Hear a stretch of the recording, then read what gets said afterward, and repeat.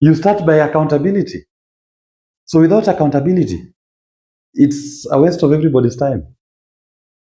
That money belongs to the people of Kenya anyway. The victims deserve compensation. No one is questioning that. They must be compensated. That one is a right. They must be compensated. That one we all agree.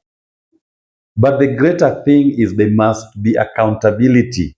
The officers responsible for these atrocities, they cannot continue to be in service. They belong to jail. Faith had previously been nominated by William Ruto to serve in a committee on debt audit, and she rejected that appointment. Nothing happened to that committee. No one has ever seen the report. If at all it ever met, no one knows. Then she was also appointed to sit in a committee on anti-femicide, which she served, and that committee concluded its role. Now there's been this invitation and appointment to serve as a member of the panel of experts that is going to look into compensation for victims of extrajudicial killings. It is wrong for them to refer to these victims as victims of demonstrations. They are not victims of demonstrations. These are victims of extrajudicial killings, forced abductions, and disappearances conducted by elements within the Kenyan state. So even in terms of the characterization of the panel of experts, is wrong. How can someone be a victim of a demonstration?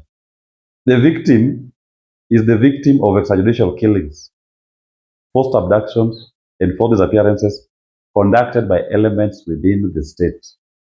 And you ask yourself why there's so much hullabaloo and public uproar towards the appointment of Faith. Faith must understand that the Kenyan people had placed her on a higher pedestal. And to whom much is given, much is equally expected. And having been held in high esteem by the Kenyan people as a champion of justice and the rule of law, as a champion who stood with the people of Kenya when the Ruto state was brutalizing them, when the Ruto state was undermining the constitution, when the Ruto state did not allow Kenyans to enjoy the Article 37 rights to demonstrate peaceably and unarmed. Faith was a voice of the people. To turn around now to join a panel constituted by the same William Ruto whose state had committed these atrocities sounds like a slap in the face, it's a spit in the face to those who believed in her as a champion of their cause. So that is why it is expected that when you see people speak loudly against it, people actually condemning her. Somebody may say maybe she decided the time had come to cash in and abandon cause. But that is a decision. It is within her right to make a decision to work with William Ruto, to work for William Ruto, or to be appointed by William Ruto and to accept it. But also it's within the rights of the Kenyans who are held in high esteem to equally express their outrage. These same Kenyans don't care, for example, about Makau Mutua's appointment. They didn't have a similar high expectation of Makau Mutua. So he could be appointed anything by William Ruto, and they will not react in similar fashion as they are reacting when it comes to their faith. Because to their faith, they had more faith, they had hope in her. But now to go and work with William Ruto on compensation, we before you discuss accountability. Because if we characterize this committee to be a panel of experts on victims of extrajudicial killings, forced disappearances, and abductions by elements within the Kenyan state, as opposed to panel of experts on victims of demonstrations, it will have told you that the first point of call should have been accountability. Who are these elements within the Kenyan state who abducted, who disappeared, and who killed these young people? But in this particular instance, no one is talking about accountability. There is no ongoing process or parallel process in which there are investigations and there's a process that is going to lead to the policemen who committed these atrocities being taken to court. There's no such investigation. So before you conduct accountability, why do you go into compensation? They can go hand in hand. They can all run concurrently. But in this instance, you're only talking compensation without accountability. The elements who committed these atrocities are still within the state. What is the guarantee that in future they will not do it if they are not being called to account? It simply means that you are emboldening the state that next time they can still continue doing the same things, and you'll set up a committee to pay their families, to compensate them. The first step in any transitional justice mechanism is always about truth. Then you go to accountability. Then you go to compensation. You cannot start from number 3 before you do number 1 and number 2. In this instance, we are not seeing any accountability. And that is why you are seeing many Kenyans are expressing outrage. And Faith, she must know that Kenyans have high expectations of her. That is why she is receiving a lot of strays. It is not that people don't like her. It is just that the people who are speaking feel betrayed. That she has gone to a panel that, in their view, does not address the serious atrocities that were meted out to the Kenyan people by elements within the Kenyan state. But to each their own. She's made a choice. It's well within her rights to do it. If I was asked my views on what she could have done, my view would have been very simple.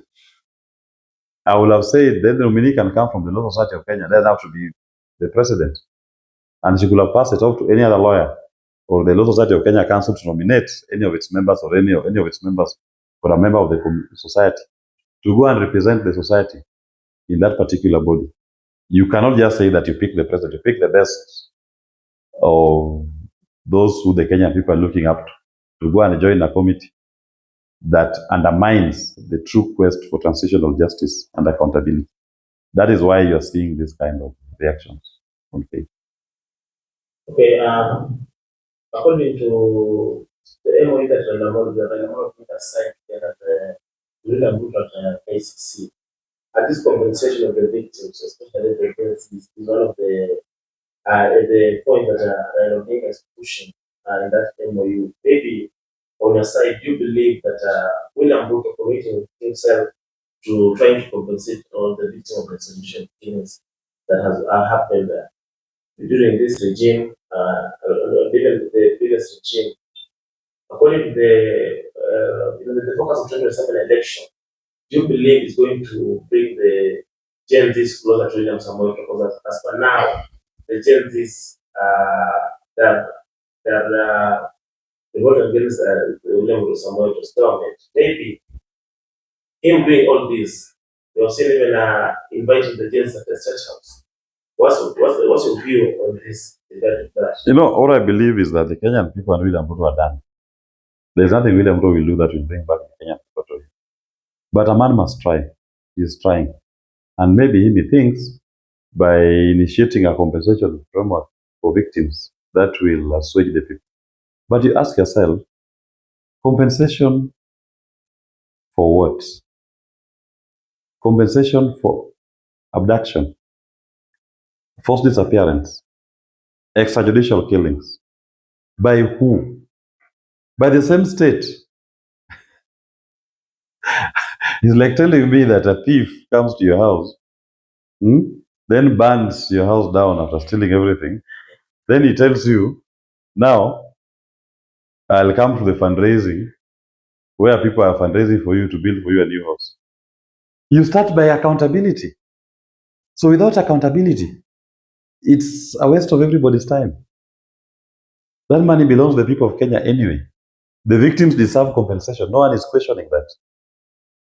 They must be compensated. That one is a right. They must be compensated. That one we all agree. But the greater thing is there must be accountability. The officers responsible for these atrocities, they cannot continue to be in service. They belong to jail. Why is he not talking about their belonging to jail? Because if you don't take these officers to jail, where is the safeguard that there will never be a repeat of the same? It will happen again. That is why compensation cannot be enough. You cannot avoid number 1, number 2, number 3, and go to number 3. You start with the top, then you go to accountability before you go to compensation and reparation. William Ruto cannot run away from that.